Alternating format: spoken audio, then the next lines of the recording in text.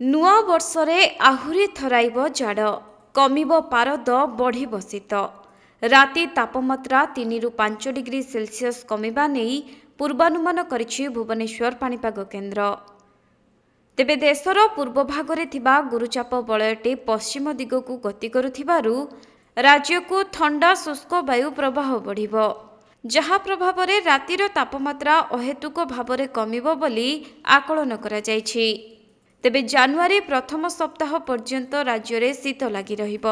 ଏହି ସମୟ ମଧ୍ୟରେ କଳାହାଣ୍ଡି, ବଲାଙ୍ଗୀର, ସୁବର୍ଣ୍ଣପୁର, ଗଞ୍ଜାମ, ଗଜପତି, ଝାରସୁଗୁଡ଼ା, କେନ୍ଦୁଝର, ନୟାଗଡ଼ ଏବଂ ସୁନ୍ଦରଗଡ଼ ଜିଲ୍ଲାରେ ଗୋଟିଏ ଦୁଇଟି ସ୍ଥାନରେ ହାଲୁକାରୁ ମଧ୍ୟମ ଧରଣର କୁହୁଡ଼ି ହୋଇପାରେ, ଯାହାଫଳରେ ସାଧାରଣ ଜୀବନଯାତ୍ରା ପ୍ରଭାବିତ ହେବା ନେଇ ଆଞ୍ଚଳିକ ପାଣିପାଗ ବିଜ୍ଞାନ କେନ୍ଦ୍ର ପକ୍ଷରୁ ପୂର୍ବାନୁମାନ କରାଯାଇଛି। ସେପଟେ ଗତ 24 ଘଣ୍ଟା ମଧ୍ୟରେ ଦାରିଙ୍ଗବାଡ଼ିରେ ରାଜ୍ୟର ସର୍ବନିମ୍ନ ତାପମାତ୍ରା 11.5 ଡିଗ୍ରୀ ରେକର୍ଡ କରାଯାଇଛି।